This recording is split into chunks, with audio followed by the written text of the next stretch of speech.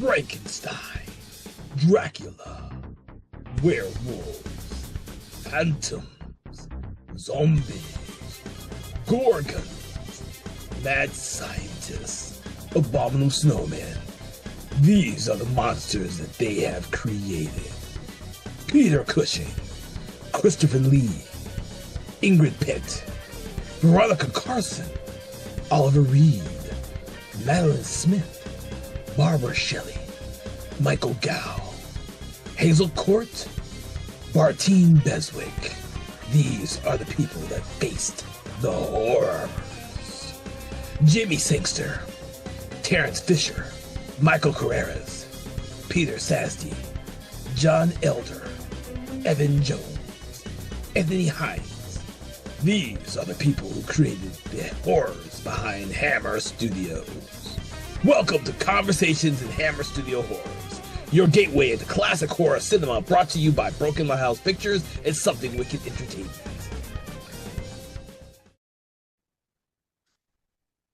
Hello, everyone, and welcome to Conversations in Hammer Studio Horrors. I am your host, Kevin L. Powers. I'm also the owner and operator of Something Wicked Entertainment and Events, and I want to welcome you to our program today.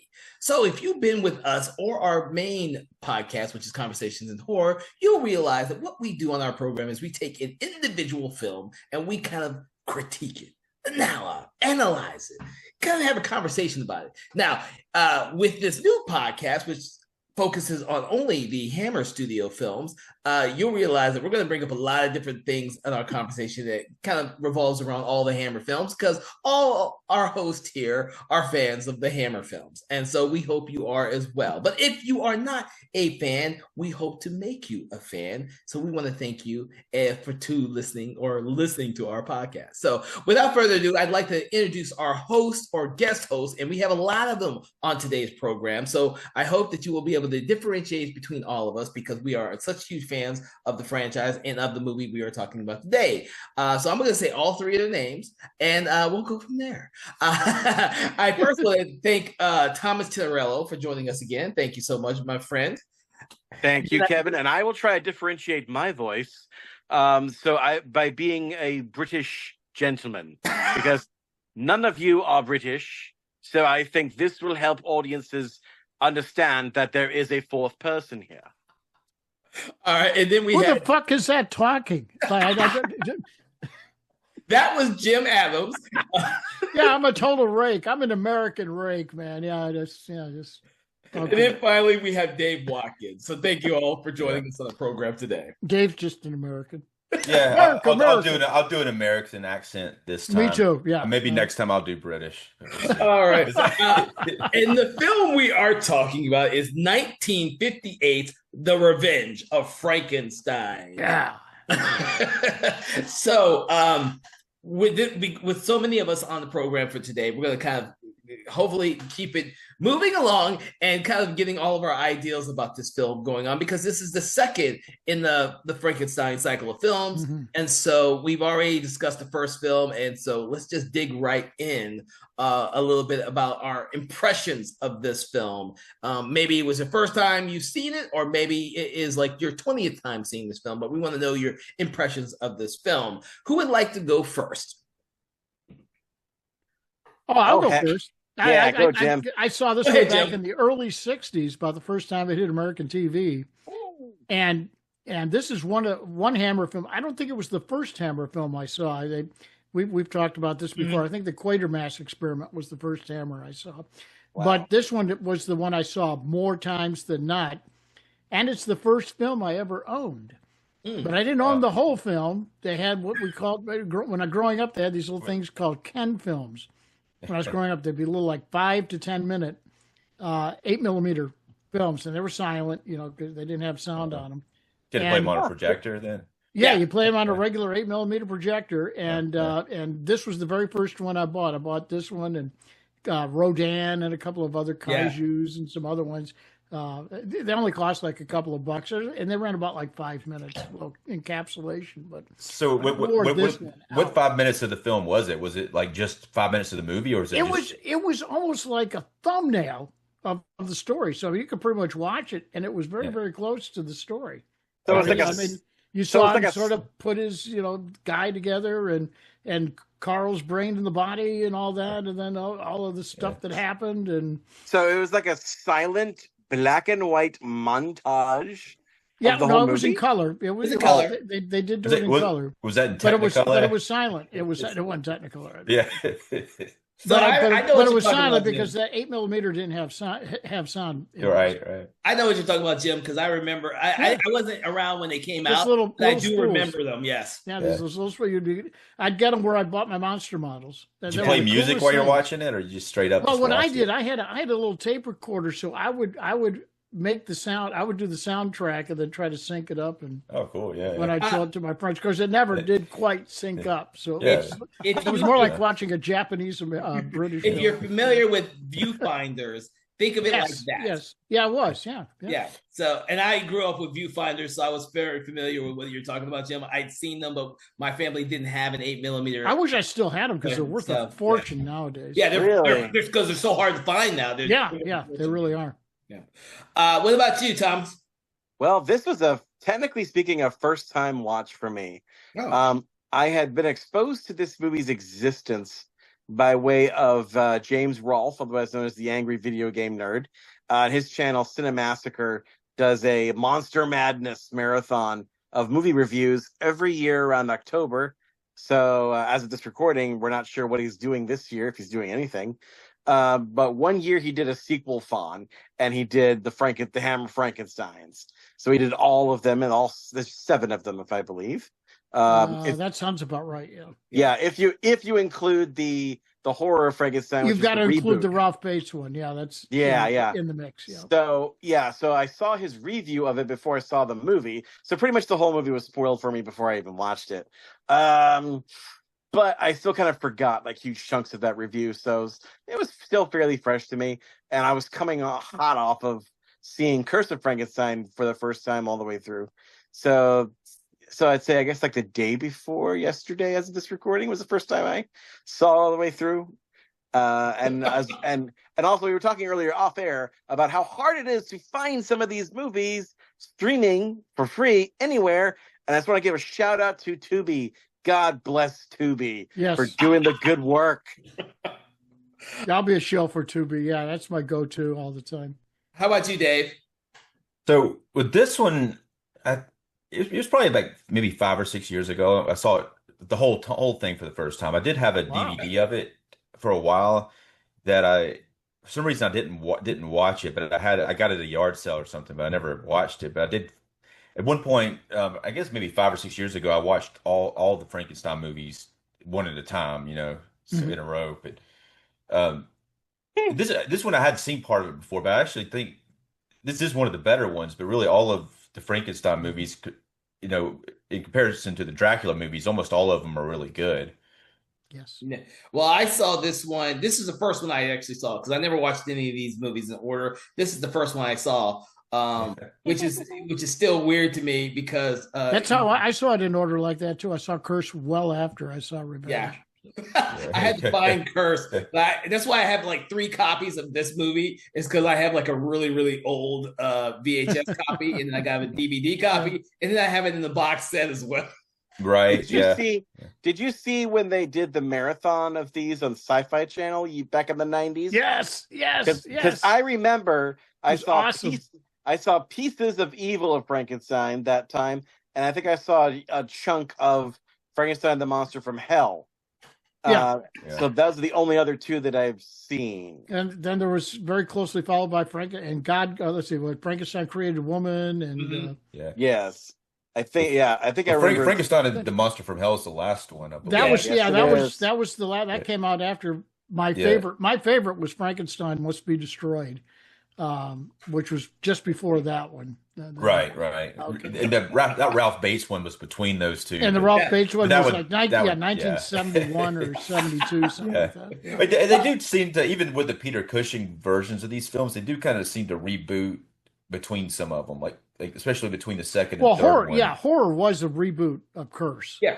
It was. I mean, admittedly, they said they were rebooting it with Ralph Bates and Veronica Carlson. But With that, I mean, the evil of Frankenstein, the third one is when they got the universal rights to the look of the creature. They could change it. They could change the look. Yeah, they didn't really follow. They didn't follow the storyline from the end of this one on. They didn't carry it to it was that almost a standalone. Yeah. There's a funny story about this one that I always got a kick out of. Jimmy Sangster talks about James Carreras, who was the big producer for Hammer, who did most of the Hammer horror productions, comes to him. He'd gone to the United States. He comes to Jimmy Sangster and he says, "Okay, I need you to write a sequel for Curse of Frankenstein." He goes, "Wait a minute, I killed him in the first one." Yeah. You know, he's going to the guillotine. He goes, "Well, I've already gone to the United States. I've already sold it. I've got a poster already. So you got 6 weeks to come up with the story." It's like something out of Ed Wood. I mean, Right? Yeah. Oh, we don't have a script. But we got a poster, It's just, and it's already pre-sold the whole United States. That's why it was released like 3 or 4 months earlier than it was in London. That's one way to get something kickstarted, though. It's like It did. So Sangster had to come up with the idea. Got to shoot this thing. It don't matter. And it was brilliant. It was brilliant how they kept Dr. Frankenstein alive in this. Oh yeah. I mean, if you watch the original, you realize you never. And I mean, we talked about it when we watched. We talked about it, Jim, when Watkins and I were discussing Curse of Frankenstein. Was that I always felt a little unsatisfied by the last image of Curse of Frankenstein, because you pan up to see the guillotine and you see the blade rise and the credits roll, but you never see the blade fall right as the credits were done, which would have been the best way to end that movie. Yeah, would have. Well, I mean, and that's they use this similar scene in this one, so it's like they could have matched them up very well. You don't even see in the first one. You don't actually see him go to the gallows. It's just you just see the gallows. I mean, they could be just testing that thing for everybody knows. After and they often did that. And they often did that with the guillotine. They would test the blade to see if it was sharp enough, to see if it would actually. Because the whole point of the guillotine, this has kind of like been a pet obsession of mine for a few years, was the invention of the guillotine itself. Because this death machine, was actually created by an anti-death penalty advocate. Oh, yeah. It was supposed to be the most humane way to kill people. Exactly. And then the Reign of Terror happened, and that didn't end up so well. Yeah. Well, it makes sense because otherwise you got a guy with an axe who may intentionally mess it up if he doesn't like the guy that he's killing that much. It's hard to cut a person's head off. Yeah. It's not as easy as you see in the it looks pretty movies. It looks pretty easy in Game of Thrones when it happened. Yeah, and in the slasher films, but it's really a hard thing to do. Yeah, I'm sure. Yeah, these guys are big dudes with axes. Oh yeah. Slasher films. Yeah, one slice is all it takes in a slasher movie to come. Yeah. No, I was just going to say, it's like, no problem. But it was supposed to be a humane way of executing criminals. Yeah, but like in this movie, so like they pan down from the guillotine, and you're seeing Dr. Frankenstein come up. Which, by the way, I'm just going to call him Frankenstein from now on, because. Let's remind us, ladies and gentlemen, as we discovered in the previous movie, Frankenstein is a baron, but he is not a doctor. This man does not have a medical degree. This man never went to a medical school. No, yeah. In the Curse, we learned, the kid he says, they're not teaching me anything. That's why he went and hired a tutor. Yeah, exactly. Dan taught me a damn thing. I know more than they do. Exactly. So this man does not have a degree. He probably, and since he studied stuff in the 18th century, he's probably not. I mean, the person on TikTok selling supplements is probably more qualified to give medical advice than Dr. Frankenstein.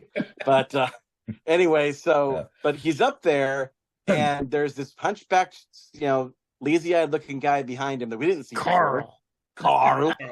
We have learned his name way later. The way this movie piecemeals information to us is kind of interesting too. But like, then the camera pans up again. And we hear a scuffle. It actually tilts up when the camera does that motion. Yes, I'm sorry, Dave. Thank you, Mr. Director, for correcting me. It's a tilt up scuffle. Blade goes down, and we think, "Oh, that's the end of Frankenstein." Although I'll say, when the blade goes down, it's a wonderful slam cut transition that one of the best I've seen. Yeah, with because the it goes screaming from gal in the bar. Yeah. yeah, the blade comes down, and as soon as the blade comes down, some drinks at a pub come down, and it's like shoo, one motion, and I love it. I love a good creative transition. No, the editing of this is just really, really good. And that's a sign of a lot of Hammer films. Well, yeah. Oh yes, and especially I think ever since the first three of the Hammer Draculas and the Hammer Frankensteins, eventually Hammer got to a point I think where they started doing a lot of cold opens. And some of the cold opens are really awesome. Like I think we'll get to it when we get to it, but like not Vampire Lovers, but Kiss of the Vampire is a great cold open where Herbert Lom great movie. where Herbert Lom just busts in on a funeral and just stakes the corpse in front of everybody. Sorry, just business. Sorry, nothing personal. It's I was shocked so hard when I saw it. Like, oh my gosh, that's how you start a freaking movie. Well, yeah, so, you can get away with that in that time period with those type of movies, of which you can't really get to it in nowadays because it would be weird nowadays. Yeah. You know? Well, this one, the 1958 one here was up against some censors, so they couldn't do a lot of things that they could do in the near future. Yeah, they were limited. That's right. Yeah. Yeah, it's a little frustrating because but I got to admit, as a kid, I was about like maybe 7 or 8 years old when I saw this for the first time. I knew from the scuffle. I said, "They're killing the priest. They're killing the priest. Yeah, he's toast. That's not Dr. Frankenstein. His name's on the damn movie title. So we know he's not going to get his head cut off because he's going to be in this movie." Yeah, I didn't know they were going to kill the priest. I thought maybe they might kill like the executioner because he's the one who's supposed to be operating the thing. That guy was huge, though. It's like, no one's taking him on. There's like some stuff about this script in general that's pretty like hilarious. That is like in a dark way, like killing the priest, and it almost takes the first film. He calls the priest up there and he talks him up a big game, and it seems to be his intention from the beginning was to kill the dude.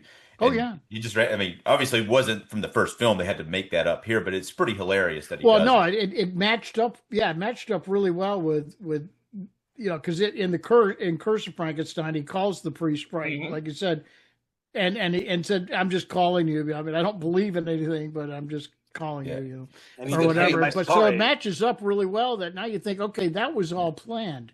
Yeah. And he's got this guy on the outside that has the money to pay off the executioner and all of that, so it all fit really nicely. You think Carl had the money to? Well, you think Carl had the money? The Hunchback had the money to pay off the executioner? No, but the Baron did, and Carl might have had access to it. I don't know. It's just I think that's when Sanction wrote it. Says, okay, it's gonna be plausible. Well, the problem is that we aren't told a lot of the details of the Baron's escape. No, leave it to the imagination. All we are told later, way later, is that he made a deal with Carl, who was not introduced in the first movie. Oh yeah. He made a deal with the poor hunchback Carl that if he broke him out of prison, that he would give him a new body. Yeah. And that's pretty much what the whole plot of this movie hangs on, is a big giant act of brain transference. Whereas the first movie was about making a person from whole cloth, from different parts, which he still does in this movie. But the main thing is transferring a living person's brain into a new body that's made from different parts. Yeah, it's got to be an immediate transfer because he mentions in that, he says, I learned my lesson with the damaged brains and stuff. Did he, though? Doesn't work. No, he never learns. But, I mean, he thought he did. Well, he learns. He's like, Herbert West in the Reanimator films. He learns from the experiment, and he moves on. Yeah, that's right. Oh, he killed somebody, just get the green shit again. That's, yeah. All right. But this is the thing I love about Peter Cushing's Frankenstein. He's so obsessed with proving what he knows and all that stuff. I mean, that's the obsession that drives him in all of the Frankenstein movies. Yeah. And it's like the end justifies the means. He doesn't care how he gets there, just as long as he can stand up in front of some medical council and say, "Look what I made," Which is interesting in this film because he has nothing to say to the medical council of that. Well, I don't think he is interested in showing anything to the medical council. Well, maybe even not, in the first maybe film, not competent. yeah. I mean, he wants the notoriety. He wants notoriety amongst the medical community. Yeah. That he is. Look what I made a man. I made a living. Jim is correct in the assumption that Frankenstein's ultimate end game is he's going to go public with his findings. Absolutely. Eventually, he even tells Carl and his assistant that we haven't even talked about yet, but we will, that he wants to preserve the old body of Carl, the hunchback, in formaldehyde, which he does. Although I'm pretty sure you're supposed to refrigerate it after you do that, but it's just sitting there. They didn't have on refrigerators a gurney, back then, unfortunately. Just sitting there on a gurney. They had ice boxes. Yeah. You could have anyway. You're right. In 1860, it was sort of iffy back then. I think they used salt for a lot of preservation back then. Oh Jesus! You're gonna salt Carl's old body. That's great. Yeah. So that does seem. Yeah, you're right. That does seem to be his end goal, but he definitely doesn't want to. He doesn't want to present it to any chuckleheads before he gets to. Oh no, he doesn't care about that local medical council at all. No. He hates those guys. But but the problem is that, and this is what kind of makes me wonder about his. Yeah, that's his end goal, but I'm not sure he quite knows how he's going to make it there, because from the last movie we are told that the scandal that erupted from Frankenstein, from the alleged murders that Frankenstein was pinned on, even though he only killed one person, and that's not the murder he was pinned on. But the scandal is like known, it says, to the whole continent of Europe. So he is basically a fugitive doctor this whole time, living under the assumed alias of Dr. Stein, which is super creative. And Victor, he doesn't even change the first name. It's Victor Stein. He's Victor Stein. Do you think anybody will figure that one out? Nah, I don't think so. No, nobody does. And he's going to this other village, the village of Carlsbrook, which, by the way, I don't know what it is with Hammer, and maybe this is a Sangster thing, but my goodness, he sure loves the names of towns with the word Carl in them. Oh, yeah. Because in Dracula, Prince of Darkness takes place in Carlsbad. This takes place in Carlsbrook. And I think that in not Revenge, but I think in Evil or Frankenstein, one of the third Frankenstein. Evil, I believe. Yeah, Evil takes place in like Carlsbad yes, or something. Carlsbad, I think it is. Yeah.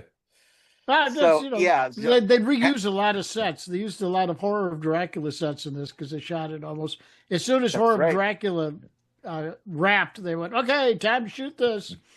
Yeah, very creative the way they did it too. Yeah, saved a lot of money. By the way, Peter, you're in this one too. Okay. A lot of directors did that, especially Corman recycled all of his stuff. Absolutely. It's to keep the cost down. Well, these guys were just getting started. Hammer was really not Hammer yet. They were just, this is only the third film in the Monster series that they made, so they were still a little studio that was, just getting ready to carve this huge niche out for themselves. So they had to cut costs quite a bit, but they made a lot of money on the movie. And I will say they did a great job of redressing all those sets, because I don't remember any of. I never looked at any of them and said, "Huh, that looks familiar." The little stairway one was where they found the vampire in Horror of Dracula, and he puts the little girl in the coat and says, "You're going to look like a little teddy bear," outside of the. I think that's the only other. That was the only one that I really recognized. Yeah, there's one I was watching a commentary on it. There's a scene where all the board members are meeting, and there's like that big table. That big table's the table from the end of Horror of Dracula. That's, the one that even goes flying down to get the. And they're in the library of the Dracula set. Yes, and if you look to the left, you can kind of see the stairs a little bit. They kind of hidden them a little bit. But I didn't notice it when I was watching it. I had to have it pointed out to me to know it. But once you see it, you're like, wow, that is that. It's like, you can't unsee it. Yeah, well, it's a pretty short scene anyway. It's only, it's maybe. They should have told Christopher Lee they had a quick cameo where he come in and go, "What are you doing in my What you doing in my castle?" Yeah. Well, the funny thing is, nowadays they just build little pieces of sets in a huge sound stage, and they tear them down as soon as they're done with them. But back then they would keep them because they say, "Oh shit, we might be able to use that in the That's right. Yeah. Maybe it's expensive. Yeah. So what I love Hammer about built some beautiful sets. I mean, that was one thing they were known for. Yeah. Oh yeah. But like what I love about this first part of this movie, though, that I was struck by, there's like this one kind of is a bit funnier than the first one. It's got some humor in it, yeah. There's lots more humor in it, and I love how we're talking about this medical council or whatever, and they occupy a good chunk of the first and last act of this movie, and they disappear for the entire second act of this movie. Yeah. Never hear from them again. But like I like to call them the Council of Stodgy Old Men, because that's pretty much what they are. They're just sitting there, and really they're not even all that concerned about the fact that there's this doctor who doesn't seem to have any real good credentials for anything. And he's just called Dr. Stein, which is clearly a made-up name. And I think what they're really concerned about is the fact that it's heavily implied that Dr. Stein is stripping all of the women in this village. Oh, it's not implied. It's there. Including some of their wives. Even make reference to the fact he says, he's taking all of our patients. He says, yeah, your wife too, I believe. And he said, oh, yeah, well, we'd stop that. Yeah, and you can tell with the one patient we do see, the older woman brings her young daughter in there because she's looking for a husband, with these made up illnesses and all that stuff. Oh gosh, yeah, they were real careful about it, even though it's kind of there. But they had to be. They held back a lot on that, but it was kind of there. But at the same time, it wasn't. At the same time, they with her expressions and things that.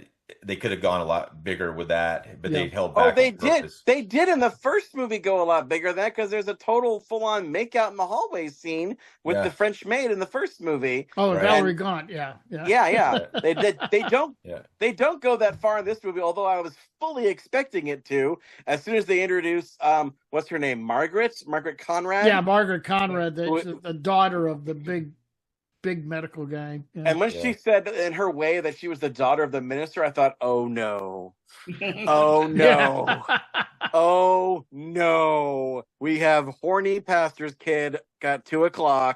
Oh no. No, they said the horniness for Carl. Now Carl's like, I was having second thoughts about this brain transfer, but I'm all for it now. I want this body. I want that new body right now. Yeah, please. Yeah. I will say, unfortunately, I don't think she gets that much to do in this, but we should probably at least let everyone know. No, she doesn't get a whole lot to do in this. Yeah, unfortunately. But she is played by Eunice Gayson. Yeah. And Eunice is very famous for being the first Bond girl. Yes, that's right. She played Sylvia. She played Sylvia Trench in Dr. No and From Russia with Love. Yep. So she's one of the few, maybe only now that I think about it, Bond girls who actually went from one movie to another. She stuck around for two movies. I think you're right. I think she holds that. I can't think of any other back-to-back film where that happened. So I think it's the only one. So kudos to her, and rest in peace. I think she's passed on now. I'm not sure. Yeah. We lost her a while back. Yeah. So she happens. I think she occurs like way in, I think, the second act. But up until then, we have Dr. Stein get outed almost by this guy named Dr. Clem. They're young and handsome second protagonist-ish. Francis Matthews, who we will see in a ton of Hammer films. Oh yeah, that's right. Yeah. Well, I love the scene where he just kind of he breaks into the Dr. Stein's apartment and sits there in the dark in the corner like a creeper and waits for Peter Cushing to start eating his chicken, and then is like, hey, and startles the poor man, like, what the hell are you doing? And basically says, I know you're Frankenstein. He was like, well, there's lots of Frankensteins. And he's like, no, I know you're the Frankenstein. He's like, okay, so I am. And then he's like, well, you want to blackmail me? And I'm like, no, I want to learn from you because I need knowledge. And he's like, okay, then. But I love this wonderful interplay between them. And Peter Cushing does all this wonderful business with a knife. Oh yeah, he's legendary for that. It's all ad lib stuff too.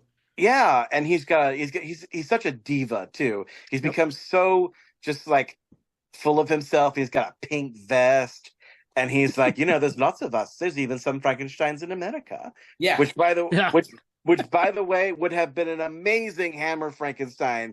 It could have been like a companion to Dracula AD 1970, except that the Frankenstein goes to America and switches Well, they did have bodies. Frankenstein 1970, but that not a film within a film. It was pretty crazy. But A typical AIP picture. That Cleve character is very interesting because Cleve is great. Yeah. Unlike in the first film, the other guy was really pushing back. This guy is all in. He's all in. In Curse, he was the teacher. I mean, the one that Robert Urquhart played. That guy's having a conscience about it. He was a teacher. Yeah. He had some ethics about him. Yeah, but this guy's like a complete sociopath, just like Dr. Frankenstein. Oh yeah, no, he just wants to learn how to make a guy. Yeah, and he never ever like during the course of the film has any questions about he doesn't want to not do anything. Pretty much. Right. That's right. No. Yeah. Which makes him an interesting character because he's different from the and you find that out very quickly because when he's in the ward where he's treating the poor people for free, he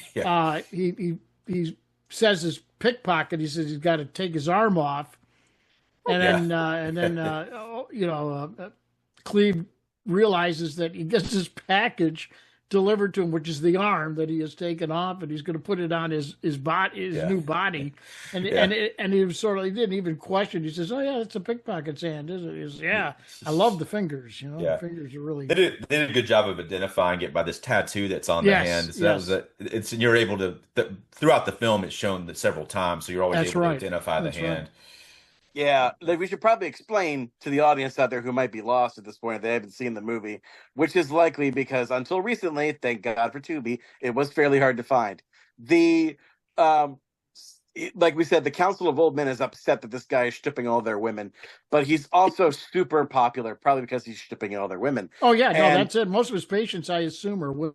Yeah, just from what they've been talking about. Right. Now, when you look in his I guess OR/waiting room. Well, no, that's his clinic. That clinic is like that's open to the homeless everybody. And he's got all the ladies in his nice posh doctor's office. They're the ones who actually make appointments and go to see. Yeah. But on the other side, outside of town, it's implied that it's a good long carriage ride too there. Why it's so outside of town, I have no idea. But because you would think a place that caters to the poor would be right in the middle of downtown Carlsbad or Carlsbrook or wherever this is. That's just how it was back then. That was how it was back then. They like to hide that kind of stuff. But I guess to make him look very philanthropic, he goes there and cares for the poor. But what he's doing really is just mixing and matching their body parts. Oh yeah, you happen to have this bad infection. I guess we're gonna have to pull this limb off. And what do we need, Carl? We need what? Oh, okay. And that arm, and that's got to go. Yeah. He's got the legs from the dancer, the arm from the pickpocket. He's got all these body parts available to him, and nobody cares. Because they're all poor people. Exactly, and I love those poor people. They're all hilarious, and I love how they set it up for their revenge at the end of the movie. That was a really nice bit of setup and payoff. It's like something out of Freaks. Yeah, and they also have this funny guy who's like the key. That guy keeper? I want to strangle. Oh, yeah. God. I guess he's billed as the up patient. He's the up patient. He's played by Richard Wordsworth, and he is actually a relative of the Wordsworth, the poet. Oh yeah. Oh, I didn't know that. Yeah, he's like his grandson or great grandson or whatever, but he's actually a relative. Oh wow, I didn't know that. He shows up in a ton of Hammer films as well. But this, and he's a good actor, but this role just irks me to no end. I want to climb into the screen and strangle this damn son of a bitch. He's one of those smart asses that he around the poor people he acts like he knows everything. I know everything. I know what's going. I know what they do here, and he's always starting trouble. He's always stirring the pot. You know, and why they keep him around, who knows? Well, he's got a broom. He sweeps the place. Yeah, big deal. It's like, okay, we could probably use those legs on our guy, and I'm surprised that Frankenstein put up with all that for as long as he did. Yeah, but he screws everything up. Yeah, I do. So shortly after this, we go in to see Cleve finally gets to see Frankenstein's new lab. He's got a nice new digs, and it's bigger than the last movie, and he's got lots more equipment, and he goes in and he's like, "Oh, this is all the stuff that I've been doing. Look here, I have this box, these three boxes," and he opens them up, and one box he's got all of his like mysterious fluid in it, and inside one box, looked up to electrodes, is a pair of eyes just dangling, and then there's an arm hooked up to some electrodes things that's also dangling with a hand on it, cousin to the Thing like from the Addams Family, and then there's a brain in the other one. And he's got these. I've got them all hooked up here, and you see how the reflex here. If I put this little fire next to the hand, the eyes will see it, and the brain will make it react. And sure enough, yes, the hand pulls back, which is funny because that's actually not. Apparently, that's not how that works in the body. But oh well. Well, no, but the eyes move around too, and it's like that. I mean, that's the only thing you've got to suspend some disbelief. It's like, wait a minute, they can't do that. There's no muscles or anything there. How are these eyes moving around? Oh, as far as the eyes moving, that's not the part. That's not the part that I don't believe. Oh, I think that's what I'm saying. It's cool. I think you suspend disbelief, but yeah, it never would. You never could really do that. But it doesn't matter because it's like we never saw any. When I first saw this Hammer film, I never saw anything like this. In the 1930s Frankenstein. Anything since then, it's like, man, this is so cool. There's all this. It's not just blood and gore, but all these body parts and stuff like that. I mean, they were like, whoa. Oh yeah, and this was on TV. That was the thing that just blew my mind. It was like, that whole setup. On two separate occasions in this movie, there is a brain that is just kind of just like sloshed into a jar. They do that a lot in these films, in Hammer films. But that whole setup, he uses it to convince the Cleve character that he can do it, even though he doesn't really need convincing. Right. But he does kind of want it. I guess it's funny that he has all that just set up there just to show somebody that, because it's not like he knows he can do that. He says he doesn't. It's for him to remind himself as well. To remind himself how difficult it is. Yeah. So it's taking up a lot of space in the lab, I know. But then that's where he brings the Cleve guy over to where the body is, and that's when you see the body that they're trying to transfer the brain into for the first time. I think one of the most hilarious lines in this whole thing, when he's taking him on the tour of the lab and shows him the body that he's built. This time he said, "There's just a couple of scars on this one. I made this one. It's not as rough as the last one was." But he goes, but I've got to have a fresh brain. I learned my lesson there. And he's like, Cleve goes, well, where are you going to find the fresh brain? He says, oh, he's in this room. And there's this just great pregnant pause when he goes, oh, not you, of course. I'm talking about Carl. And he's like, oh, thank God. He says, your brain's too valuable. He says, your brain's too valuable where it is. But that's what I was thinking in the first film, that he might be trying to use his assistant's brain. But and it's funny that they actually said that out loud in this one. Well, I think they needed to, because in Curse, he killed his professor. Right. To get his professor's brain. And so just to establish that, okay, I am drawing the line on some things here now. I guess, because that turned Carl out so actually well. volunteered. He said he would volunteer. So. Yeah, all he wants is a new body, because apparently his deformity is due to a blood clot. That's so what his he says, brain, blood clot. So his brain is actually not damaged. He's like, all I have to do is just to get rid of the clot. His brain's perfectly fine. Which, okay, great, wonderful. But the reveal of the new body, which is basically the body of a guy who Frankenstein killed with a heart attack in the first part Michael of this movie. Yes, Michael Gwynn. It's a little confusing. It's a little confusing because Carl in this form is dubbed by another actor. Yeah, all of his lines are dubbed, So it's because of the brain transference. And Michael Gwynn is ultimately credited with the part of Carl. And Oscar Quintac. Quintac is the guy who plays Carl up until the brain transference. Okay. And speaking of the monster, which I will call New Carl. So guys, what do we think of the monster in this one? Because I don't know about you, but when he pulled back the curtain and we saw the body of what will become New Carl, I was a little disappointed, to be honest, because it's just me. But I feel like whenever Frankenstein is just making just the guy, who looks pretty much normal, I'm always a little disappointed because I know that's what he's trying to do, but it's Frankenstein. I kind of expect Frankenstein to make a monster, you know. So what do you think? That didn't bother me that much. And then later on a few years later, they would come out with that 2-part miniseries, Frankenstein: The True Story, where that one looked very normal. Yeah, I didn't like that one either. Like, oh, okay, yeah. I can handle that. I think because of the way this movie progresses, I think it does work ultimately. But it is a little bit like you do want to see a monster. I think most people want to see a monster, but I think that the what happens in this film actually makes what happens there make sense later. That's a good point because they find out because the chimpanzee has had a brain. Yeah, and this is something, and it becomes violent, and instead of being it becomes a carnivore after being an herbivore, a cannibal. Actually, so that in a sense there is a monster within. Right. But the process itself could create a monster, which it does. Yeah. It's not any fault of anybody's except for the dumb landlord of the building that they got the lab in. Well, Thomas, to your point, this being the first one that I ever saw in the entire franchise, I was definitely a little lackluster, to say the least. I know because I was used to seeing like an actual monster for Frankenstein, and I did not know about the history of all the Hammer films. I hadn't seen the first one. I'd seen this one first.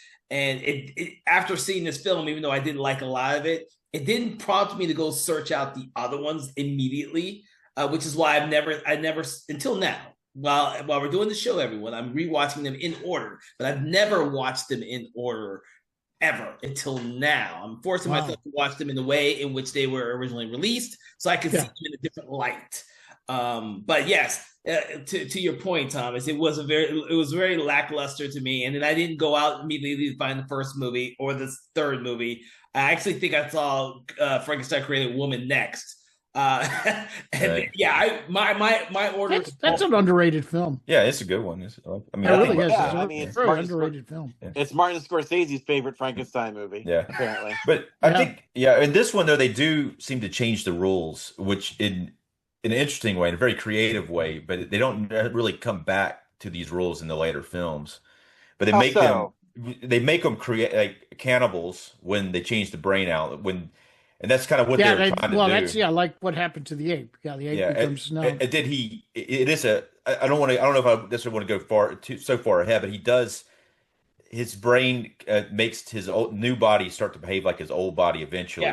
Yeah, and those are different. Well, I think that's the little thing that it seems like in every one of these films, Frankenstein overlooks something. That screws everything up, and I think he overlooked the fact, and I think it was a little wishful thinking. Okay, he's got this brain. The guy's going to give him a clean brain, but no, the brain's not clean because this paralysis is probably from something in the brain. Well, no, and so now he's putting an epileptic brain into this new body, and all of a sudden it's taking on the same. No, I would argue this because I made a note of this later on. First of all, the catalyst for the brain damage is not anything Frankenstein did. The catalyst for the brain damage. Oh, I know. The fight. Yeah, the brain didn't heal. Yeah, it's Carl kind of being an idiot, but anyway, Carl, and also being afraid of fame. But we'll get to that. But I was going to say earlier, Frankenstein does say something where he talks about how he's talking to what's his name, Cleve. He's talking to Cleve about things that could go wrong with this transfer. Is his brain going to take to the new body? And he says something to the effect of the brain always reverts to its normal functioning regardless of the environment it's in. So what he's saying there, the context is that a brain in a different body, a different shell, will do what it was normally going to do. Yeah, well, there you go. That should have told him. What Frankenstein did not realize is that he was right, but he was much more right than he realized. So really, ultimately, this movie is about basically saying that the question of nature or nurture, in the end, it's nature. Nature ultimately will take its course over. Because in the end, spoilers, Carl's kind of devolves into basically what he normally was. He had a somewhat paralyzed right hand. He had a hunched over back. And the leg. And the leg and the left side of his face is slumpy, just like his old body. So sadly, that's poor Carl. But that's all that happens because he leaves Frankenstein's home, breaks out, was like, I want to see the world. I don't want to be, trapped I don't want to be a lab rat the rest of my life. Because he's basically like we said, his end game was he was going to take Carl on tour, basically, I guess. Oh yeah, absolutely. And have new Carl with old Carl body and say, see, before and after. Yeah. Carl's having none of this and decides to just take his old body, his formaldehyde, poorly preserved body, and throw it in a furnace and bolt out of there. And then he gets into this hilarious fight with this fat, insane janitor? Question mark? Yeah. I guess he's really upset. He tears up the whole lab. And George Woodbridge, who plays the guy, it plays a character like this in just about every Hammer film I've ever seen. Yeah. So he kills the guy by strangling him, which is the default method pre 70s of how monsters kill people is strangling. Yeah.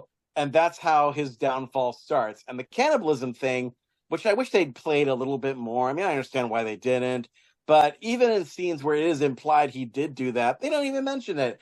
Well, they couldn't do it. It was no. I think the censors would have probably. Yeah, in '58, they would have said no. But I mean, they did establish that he becomes almost like a homicidal maniac. Yeah, I mean, just true. But by the way, it's because of what happened with the chimp. Because the chimps, first of all, it's not really a chimp. He says it's an orangutan's brain in a chimp's body. An orangutan's brain in a chimp. That's right. And that the chimp orangutan had resorted to cannibalism and ate his chimp wife. Yeah. And he's basically, and Dr. Frankenstein's like feeding the parts left to him. And Cleve, understandably, is horrified by this. And that's when he explained the degradation of the brain thing and reverting to its normal thing, which makes a little bit more sense when you realize that primatologists will tell you this, but cannibalism is actually really common amongst chimpanzees. In the wild, chimpanzees are psychotic. They regularly beat the crap out of each other and eat each other's brains. They're insane in the wild. They're very dangerous. That's because there's nothing to eat there. Oh God! Well, I do want to bring up something. Maybe a side note to our mad scientist thinking and some of the stuff that happens with Frankenstein in this movie, where we have a scientist or a doctor who believes that he can be God by creating something that is unnatural. We see this a lot in other films. And I just want to mention some of the other movies. Most since we mentioned chimpanzees, the most obvious one would be Monkey Shines. They fuck with the brain of the monkey. But we also have films like Deep Blue Sea. Let's screw with the brains of sharks. Let's do sharks this time. Yeah, what could happen? Yeah, what could possibly happen with sharks? Among a lot of other mad scientist tropes that we see later on. But if I'm not mistaken, I think Frankenstein and the Monster from Hell, the last movie in this cycle, doesn't Victor Frankenstein basically take a man's brain and put it in a gorilla's body? Well, it looks like a gorilla. Yeah, it's like this subhuman type murderer guy that they had in the insane asylum. So he's probably more ape than he is man, it seems like. Yeah, and honestly, got a lot of hair. I know he's hairy all over the place. Oh yeah, and honestly, like aside from like Christopher Lee's version of the monster, that thing is my favorite of all the monsters in this series because it's the most unexpected, it's the most weird looking, and it's the most monstrous. Yeah, they couldn't do anything remotely similar to Jack Pierce's makeup in that one. Oh yeah, exactly. It's totally outside the box, and I love it for that. And he goes crazy because he gets shot in the head. Oh yeah, right. But it's thanks for spoiling that movie ahead of time, Jim. Oh, you guys have already talked about Curse. I know, right? We haven't gotten that far yet. But anyway, so like speaking of wild, choices to make monsters. I think this is probably, if I'm not mistaken, I think this is the one in the series where Dr. Frankenstein makes the most monsters, because not only does he make frickin' orangutan cum chimpanzee, not only does he make 3-box human head thing, he also, of course, makes new Carl. But spoilers. He also, matter of factly, shows after he's successfully seemingly made new Carl, he goes to he pulls aside Mr. Cleve, or Dr. Cleve is like, hey, let me show you something I finally finished. Look how let me show you something cool. Yeah. He goes, and there's a fourth He's monster, got another body. Yep. Another body, and he reveals it, and it's got his face on it. Yeah. Because apparently not only is Dr. Frankenstein the greatest medical monstrosity maker in the history of the world, he's also a master plastic surgeon. Yes, he was the world's first plastic surgeon. Yeah, it's very lucky too, because it would have been bad if Peter Cushing couldn't come back for the next film. So. Oh, I know. Yeah. They would have had to get another actor. Yeah. So he's like, I'm going to have this in the tank, preserve it, and basically the implication is I've got a spare body for myself. That's it. And it's really convenient. Yeah. But I feel like that's sort of a missed opportunity. I mean, they do pay it off, obviously, but I feel like he doesn't explain also that the body's for him or why he made it look like this. But I feel like the fact that it has his own face. Well, I don't know if he really intended. We don't really know if they intended it to be for him, but it sure worked out that way. Yeah. Well, here's the thing. Here's my theory. My theory is that I think he may have created it as sort of a backup in case the Carl thing doesn't work, because here's why it might not have worked. So in the DVD commentary for RoboCop, the original, they said that the reason why Murphy still has his face, instead of that they basically just pasted his face onto the robot chassis, because contrary to popular belief, it is not Murphy's skull or his tongue. It's not. No. None of that stuff. It's just his skin. Just his face. They just pasted his face onto the cyborg chassis, and there's a little bit of his brain inside, and that's it. That's all that's left of him in that movie. Yeah. But they did that because the popular scientific or psychological theory of brain transference at the time, I don't know if this was something that was available in the late 50s, but it certainly was by the 70s and 80s.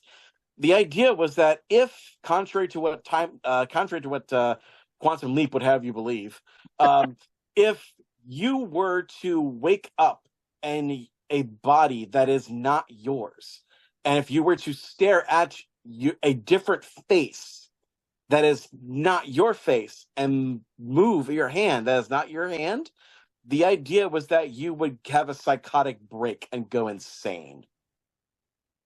And that's why they put that on there, so that if Murphy looked at a mirror and he would see his own face, his brain would at least be intact and he wouldn't go insane and murder people. I'm looking at it a little differently. I mean, now, not as a kid, I didn't see it that way, but as I got older and watched this movie over and over again, why would Dr. Frankenstein make a body with his face on it? God created man in his own image. That's what I was thinking. I wish they had. And I really think that's what Sangster was writing in the script. I think that's. I wish they had said that. It would have been way cooler if he'd leaned into that.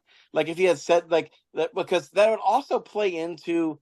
Yeah, but I think it's cool that he sort of left it to the audience on that one. Well, but I think here's why I think he should have leaned into that, because not only would that have been a cool layer, but it would have been something that played into what his character would do. This is what a narcissist would do. Oh, absolutely. We don't actually see the face of the monster until the end. I wonder if it's something. Well, you get enough of a look, so you sort of go. You do see it. I just wondered if maybe Cleve took his actual face. They show sort of a profile, and I.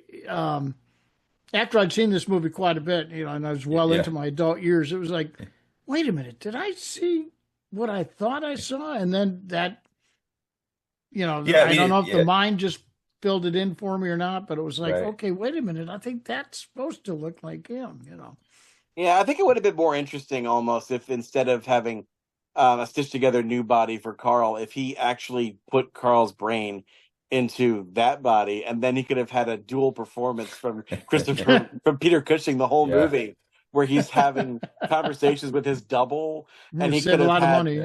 yeah, he could have had, and he could have had his double working in the poor clinic, and him spending more time in the ladies. It could have been like a multiplicity sort of thing. It would have been rad. It would have been so rad. Well, I'm gonna have to rewatch that scene when they reveal the body that they put Peter Cushing's brain or Frankenstein's brain in, because for me it didn't really. I guess it didn't really look like Peter Cushing to me. Well, this now where you actually see the body is a little before that. This is before. Yeah. I mean, it's like almost a throwaway scene, but the body looks a lot bigger. As we all learned in monster movies. It looks bigger, movies, and it has the hand from the one guy he chopped off. It's like, come here, Cleve. I want to show you something that I've been working on, and all that. So this is before he's outed and all that stuff, and the clinic guys. But my idea was, by the time it gets to the end and it's revealed that it was a successful brain transfusion, my impression was that, just like with Carl, the body kind of started to change to resemble the original Frankenstein. And that's a possibility too. So it reverted back to its normal state. He was Frankenstein, the brilliant scientist, and it looks like him, except he's got more facial hair. That's my impression. He's got darker hair too. He's got a mustache and darker hair. Yeah.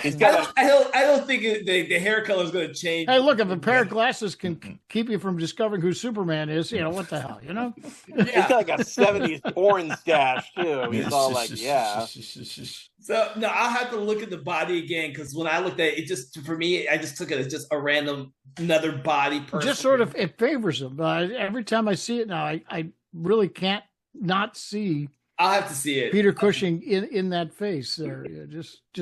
But they managed to just basically show you a profile. I mean, that's why it didn't. Yeah, that's why it never dawned on me if it was Peter Cushing. I'll have to look at that again. That's just something I've seen it like 4 or 5 times. Yeah, it's pretty interesting. Yeah. Okay. But I always thought it was like, okay, God created man in his own image. I just figured, okay, that's what Sangster is going for here. No, that was sort of my impression. He's a scientist, just like all the other Frankenstein stories, where he's pretending to be God. He can create whatever he can from nothing. So that's. But I think in the case of Victor, I think he believes it. I mean, believes that he is God. I mean, he always puts himself above everybody else. Oh, yeah. Nobody is more brilliant than him. And even in Curse of Frankenstein, when he was shown as like a teen. When he breaks away from, I'm not going to university, I'll just hire this guy to come in and teach me. He still had that attitude then.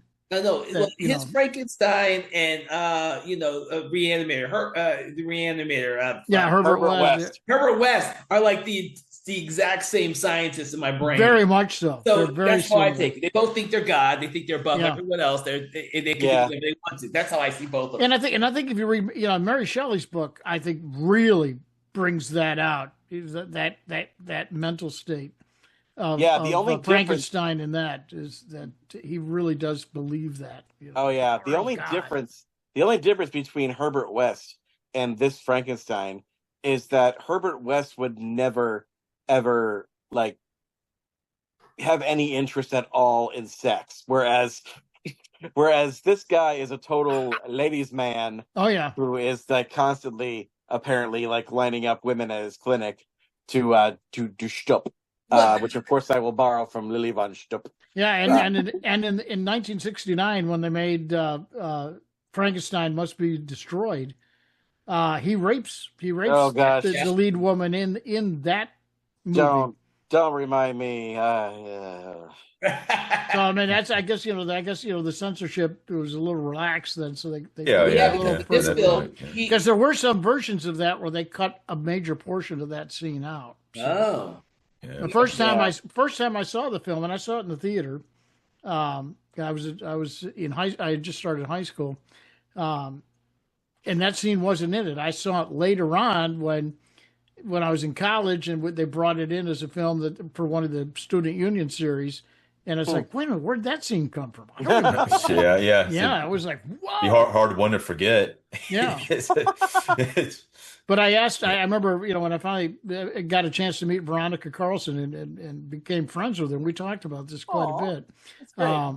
and she said how hard it was for Peter Cushing to do that scene. Oh yeah, because he was so fearful of, are you going to be all right? You're going to be all right. He was very uncomfortable. They both were uncomfortable with the fact that scene was in there. But but that's like Victor all the way. I mean, that's the kind of person he really that he's portrayed in all of these Frankenstein films. Yeah, I know. Well, it's funny though. I feel like in this one compared to the first one, they kind of soften him a little bit. Like I feel like a little.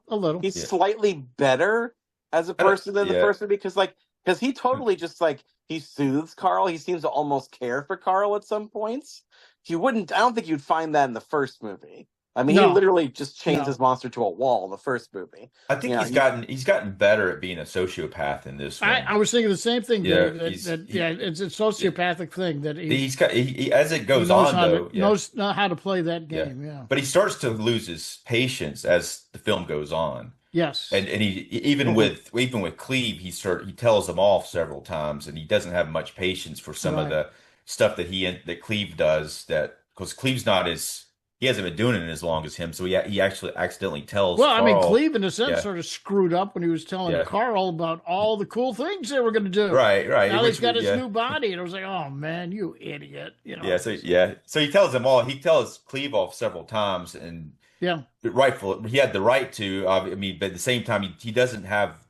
As it goes on, he doesn't have the patience that he's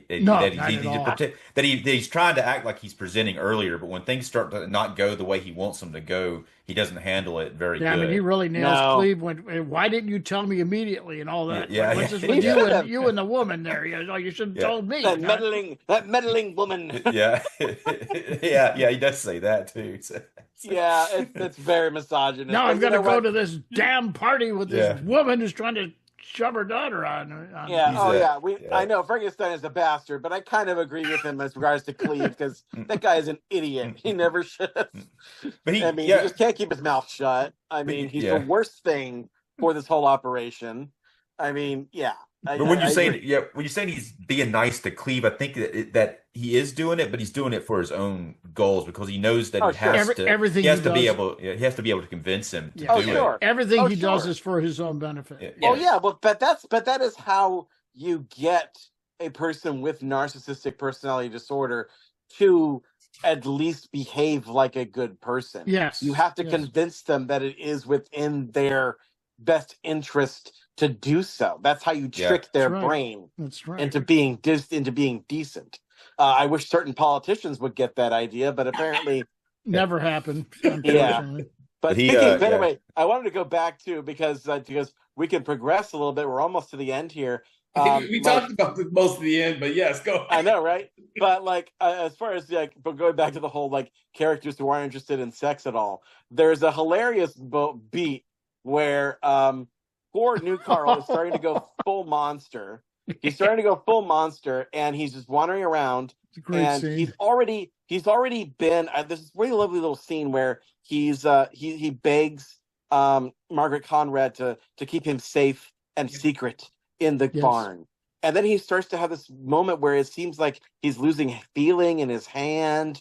And his leg is starting can't stand up. He's having trouble standing up. He actually realizes the leg's now paralyzed again. Yeah, his body is just his brain's rejecting his body, and he gets out of there. Frankenstein and Cleve can't find him, and they keep searching for him. And there's where would he go? Where would he go? And then all of a sudden, we see two teenagers in the dark in the park, just chilling.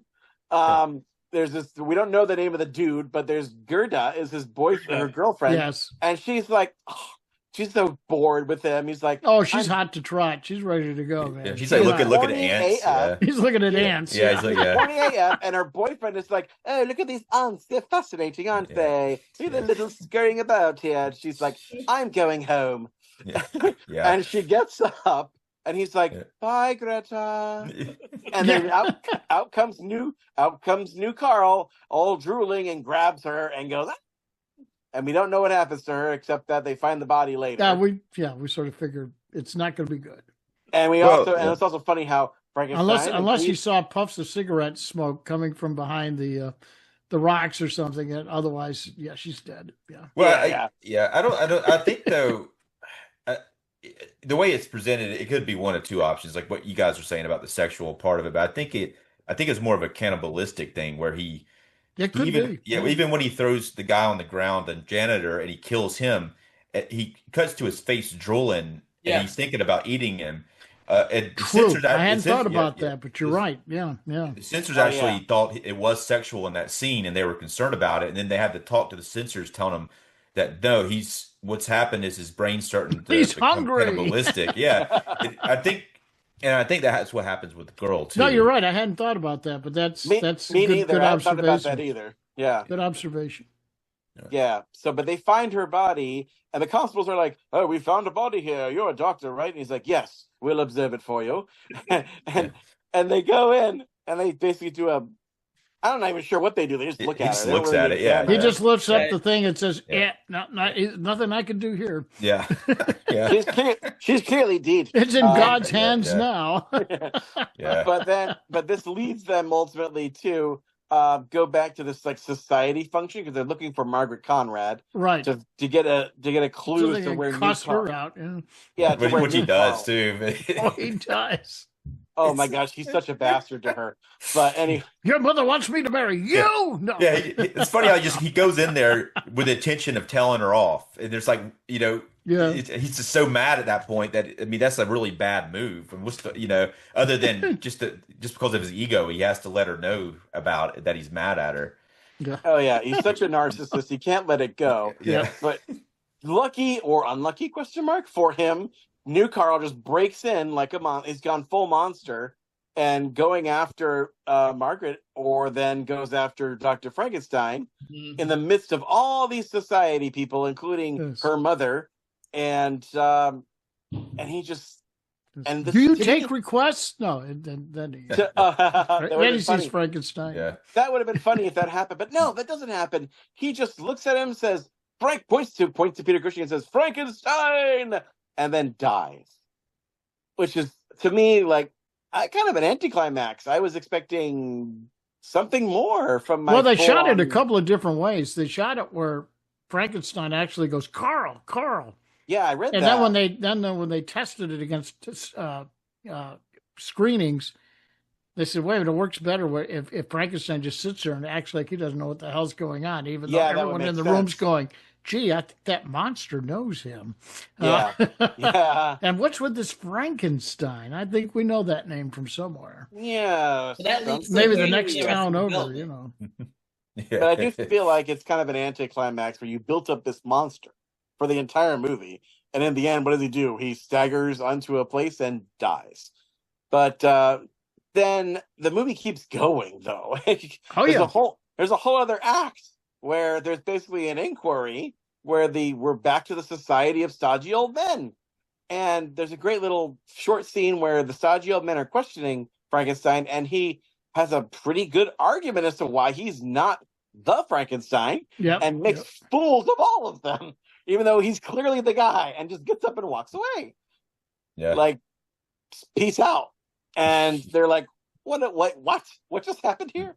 But then comes one of my favorite bits where, again, I was a little disappointed because I was hoping for more of it, but it does happen, and I'm grateful for it, where he goes back to the poorhouse, and all those homeless guys and pickpockets who he mutilated and stole their body parts are like, "You are Frankenstein." And I love how this whole thing starts because some guy throws like a jar of ale or something at him, but narrowly misses that one guy. Right above his head. That poor guy must have been like, "Oh God, you could have killed me." But they start. He does. He throws a second one too. The guy. And they just attack him slowly like a bunch of zombies. They said it's like something out of Freaks. That's when that's when the upatient guy's in there and he like runs off. Well, of course, that's what he's good at, starting trouble and then leaving. Well, I like that concept because what you have is you have all these poor people actually getting their comeuppance upon this rich guy who took advantage of them. Yeah, they get their revenge. So there's all kinds of revenge in this movie. And they beat the crap out of Oh him. man, yeah. It's something you're not expecting, for one, and it's very and it looks brutal as hell because they almost beat him to death. Right. Especially after everything that he's done to other people in this film and in the story. So yep. Yeah. In fact, I would say like the best makeup in the entire movie is none of the creature stuff. It's the makeup of the beaten to a pulp face that is Peter Cushing's face. It's pretty good. Yeah. It looks like some prize fighters that I've seen in old Bill boxing Leakey, matches. he was their best. I mean, he was the best for Hammer. He did some great stuff. It's hard to look at it so convincing when it's very convincing. Yeah. Oh yeah, it's kind of upsetting seeing poor Peter Cushing look like that. And to be in color, because most movies like this were in black and white back then. So Hammer broke all the rules when it came to you can make a horror film in color and get away with it. There's a lot of things they get away with eventually as the censors loosen their grip. And we were so thankful for that because I was going through end of puberty and early teens. And I was like, keep coming, keep them coming. Oh God. Yeah. Oh yeah. Well, the Mom, I'm gonna go see a movie today. Call me back. So again, massive spoilers as we'll talk about what the ending to this is saying, I guess, because like right after Cleve gets his more than half dead body, and he's like, you know what to do, Cleve. Just do it. And he's like, okay, I will. And he takes the spare body and does the brain transference right before the cops come in and like, where is he? Oh, there he is. Like, I tried to save him. Oh dear. But I couldn't do it. He's got no brain, but Oh no, I think he put him back. I think he put the head back together, but he knows they're not going to look in there to see if there's a brain or not. Yeah. But he has to explain that he did all he could because there's probably going to be some stitches or something, whatever. Just I tried. They don't understand autopsies back then. Yeah. It's pretty impressive. It's pretty impressive that Cleve was able to do all that though, and it worked. Yeah, because I was expecting him to pull out, when he said, "You know what to do," and pull out a gun and just say, "Yeah, we'll put you out of your misery." Yeah. Oh yes, if this had been like a Sam Fuller movie or something, that's how it would have. Sam Fuller, they just shoot him. Yeah, exactly. But then cut to or fade to London. Swanky London. New name. Where new Dr. Frankenstein has got like a nice little scar on his forehead. And he's like, you did a great job, Cleve. And a 70s porn stash. And he's like, you've got pictures to see. He's like, oh, hello. And he made sure that his name, he didn't, cheapen the name. He's Dr. Frank this time. They'll never figure that one out. Oh, yeah, no. Never in figure London. that one out. He's probably Victor in that one, too. And for the first time, Frankenstein literally becomes the monster in this one. Yeah. Oh, yeah, absolutely. Yeah, that is somebody said it perfectly. I don't know who it was, but they said that in the end of this movie, the only time that Frankenstein successfully created a monster, the monster was himself. Yeah. Yeah, I was going to wait till we got to this part to mention that of all the crazy mad scientist films that have come after and maybe before this film, this is the only one where the mad scientist actually becomes what he was making to begin with. And he continues on, And on and on in and the next five films or whatever. If you think about it, though, like if he can do this brain transference thing like pretty regularly with good success, they could have kept this up. Like they could have done it. They could have had Frankenstein 1970 and not have it even be Dr. Frankenstein's descendant. Although with as many chicks as he's been stripping, he probably has descendants all over. It could have really been him. I think the intention was there, but Frankenstein and the Monster from Hell didn't do very well, and they sort of like, yeah, okay, I guess we've run it through. Because I think because in that one it was like no question, yeah, of course he can transfer a brain. He does it all the time. Yeah, he could just. And he made that wasn't even an issue. It was just a matter of whose brain was going to go into this body. Yeah, but and I think they would have if that would have made some money. Made a good profit. They probably would have found another way to do it again. So just a note, because it was the same thing. And Frankenstein must be destroyed again. He was popping brains in and out, without any problems. And also, if you think about it, they could have kept going into like in the 80s when Peter Cushing was too old and retired after, I think, Biggles' Adventures in Time. They could have had something like that, yeah, because Star Wars was like very close to the end. They could certainly have just said, well, this time he finally picked a new body that has a different face, and just have a different actor play him and just keep going. Sure. This would be Doctor Who. So yeah, which is funny because Peter Cushing, he was the very first. Yep, the very first one. Yep, in the first movie. First two, the first two movies, yeah.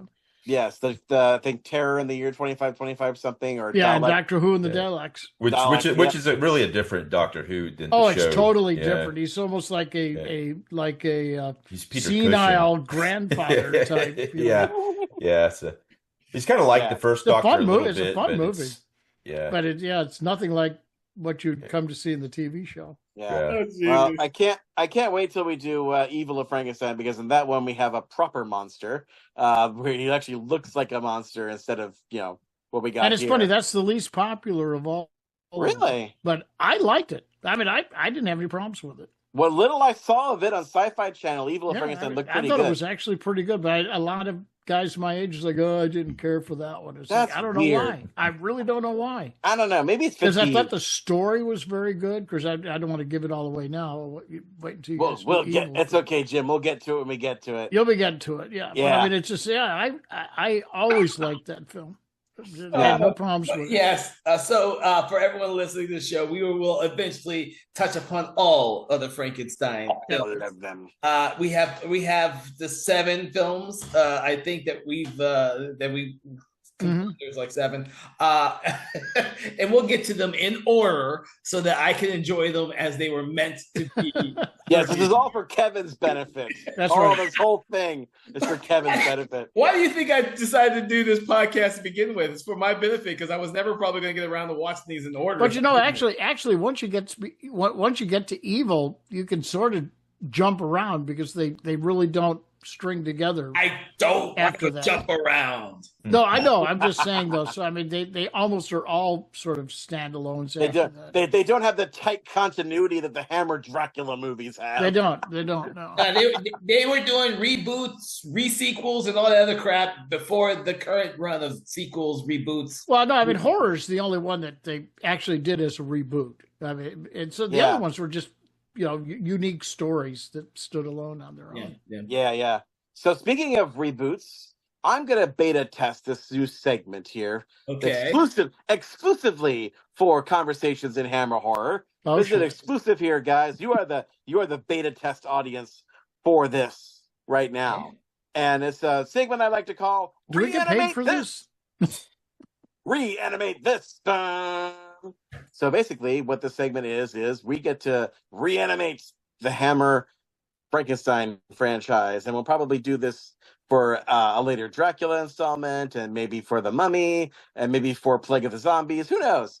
But I'm beta testing it now. And be hard with Plague of the Zombies might be a little difficult, but anyway. It could be done. The reptile will be sort of interesting, though. I don't know if that's on your list or not. It is, yeah. So anyway, the way this works is most of us here in this conversation are filmmakers and or writers and or producers. So I would propose this. The question is, we are living in this weird alternate reality where actually, well, it's not an alternate reality. Hammer Studios is back. They're making, in fact, this conversation is probably being had. Well, actually, they are back. Yeah, they're shooting Atlanta, too. So they're probably having this conversation right freaking now with, if you were, as a filmmaker, to remake or to make your own Hammer Frankenstein, a British horror version in the spirit of these movies, with today's actors, what take would you use? How would you do it, and who would you cast? I'll start, since I invented this stupid thing. Okay. So I think what I would do if I were to do a Hammer Frankenstein movie, I think the take would be, it would be a thing where I would call it something like Frankenstein / Van Helsing, where it would be basically like a buddy movie. God. it would be like a buddy movie, more like a drama action, less than a horror, but it would be like a drama, suspense, thriller action where Frankenstein and Van Helsing have teamed up to kind of solve a murder. Have we got a buzzer? Can we buzz this? Wait. It gets better. It gets better. No, it couldn't get better. They're teaming up to solve some murders, and the murders happen to be done by Dracula, but Frankenstein's only teaming up so that he can get Dracula's blood to use to revive his monster. Yeah, this sounds like an Al Adamson film I saw back in the 70s. Did you see that show Penny Dreadful? You ever watch that? I love Penny Dreadful. Yeah. Something like that. Yeah. One of my favorite shows. That was one of the best takes on the Frankenstein saga, I think, of any show I'd ever seen. They kind of teamed him up, especially the first season. They eventually had to break everybody up, but I like that team up, but then I really did. I like the whole bride aspect of it and stuff. It really was a good storyline. Yeah. Right, Thomas, you go finish first? So I would cast as Dr. Frankenstein David Tennant, because I think he could get the manic kind of. Oh, sorry. No, dude, the guy. Look at him. He's got a Peter Cushing vibe to him. David Tennant is Frankenstein. Now let's get this Doctor Who shit out of here. No, we don't want that. We don't want that. Our Frankenstein as the monster. He's a time-traveling narcissist. I think Matt Smith would be much better than David Tennant. Oh yeah. All I know is I would cast the creature. The only one that popped into my mind. I'm going to cast John Cena as the creature. I had thought about that, and you know what? When I watched, he'd be perfect. He wouldn't even have to act. You know what? When I watched that's a great point. When I watched this movie, I looked at the guy, the new Carl. Sometimes, my goodness, he looks like a cross between Michael Palin and John Cena. Like if you put those two faces together. Well, Michael Palin would be my choice for Dr. Frankenstein. But I would say, Palin's a bit old nowadays. Yeah, well, you want to. It'd be like a one and done. But if you want the franchise to go longer, you want to cast somebody around the age that Cushing was when he did the first film. Yeah, he was precisely. Early 40s. And Tennant or Smith fits that mold. So for me, the monster, I think if I had to pick a British person, because this is Hammer, we gotta keep it British. I think I'd probably cast Ralph Ineson as the monster. If you remember who he is, he played Galactus in the new Fantastic Four. He also played the Knight in The Green Knight. Yeah, he's a good actor. He's tall, isn't he? He's a big guy, right? Yeah. He's a big guy. He could do it, yeah. He's got that Who was the guy that played the android in Alien Prometheus? I always forget his name now. That's Michael Fassbender. Michael Fassbender. He would make a good. No, he played the android. He's the android, yeah. But I just always liked him. But he could play Dr. Frankenstein. Whoever played the engineer. Yeah. All right. Do either one of you two have a comeback to this? Well, I mean, I like the idea of Matt Smith doing it. I like those ideas, but I do think he needs to be British, and I think he needs to be in his 40s and kind of have that kind of like gravitas that Christopher Lee and Peter Cushing had. It'd be nice to find a German actor who'd play it, because yeah. All right. No, so I do have something to say with you, Thomas, on this one. And my God. So don't laugh too hard first. But mine would be a modern day take of which, Frankenstein has made clones over the different decades, but they haven't come out so right until now, when he's created the perfect clone with the physique of the perfect body. And you know who I would have as Dr. Frankenstein? Dolph Lundgren. No, I would put as Dr. Frankenstein, I would put Danny DeVito, and as the monster, I would put Arnold Schwarzenegger. Oh God. Jesus. I think they teamed up in another movie earlier. I don't know. They look really close to. They look very similar. Actually, they were Arnold Schwarzenegger. Close they're twins, Yeah. There's another one where Arnold Schwarzenegger's character was pregnant too. They're both in that one too. Oh, that one. Yeah, Junior. God, yeah. And for Dracula, we have Jason Isaacs, the guy who was Yeah, Yeah, Jason Isaac great. could play pretty good. He'd make an interesting Dracula. He would, wouldn't he? He's got that intense face and suave. But I mean, I would stick to the same storyline. I mean, not really try to recreate Mary Shelley's, but I would like to keep that spirit. Yeah, that's the problem. In any reboot, you know. But and I like your idea, Kevin, of modernizing it. And with the clones, that's sort of an intriguing idea because that makes it a little more scientifically believable to an audience. Could be the third part because we're real close. We're real close to that right now. Trilogy. The third part in their trilogy. Yeah, I mean, you know, we're real close to that. You know, human cloning.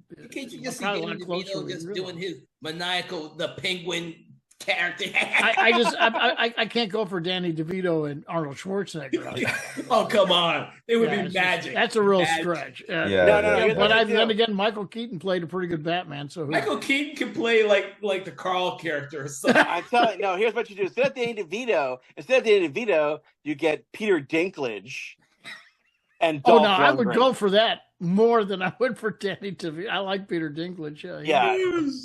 All right. Any final words? Actually, Peter Dinklage should play Carl because Carl in the cast was called Dwarf. Yeah. It would be like the Toxic Avenger movie that he just did, though. Toxic Avenger. Yeah. So he starts off as a dwarf, and then I haven't seen the new one, so I hadn't seen it either. But that's kind of what happens. To see that. I loved that franchise. Oh my God, Jim, we have not talked about those for a reason yet. But okay. I know. I mean, Trauma is just like in another world. We haven't even gotten to Trauma yet. But in regards to this film, we've got to meet Kaufman one of these days. You know, he's a pretty cool. He's not going to be around much longer, but he's a pretty cool guy. He's still traveling, though. He's still traveling. He was promoting the Toxic Avenger. Yeah, he's still doing the convention scene, man. Mm-hmm. So, any final words about the Revenge of Frankenstein, guys? So, overall, for me, this was kind of a letdown. I mean, I harp on the titles of this franchise, like, as opposed to the Dracula franchise, where all the titles kind of make sense. I feel like this one, he never really gets his revenge. Like, he never really brings back people like Paul from the last movie or sick the mutant chimp on him or something. Like, he's not really successful in his own experiment, except for the last one, obviously. So, I don't know. I just feel like this one is kind of a slight step down. I feel like with sequels, you kind of have some kind of escalation.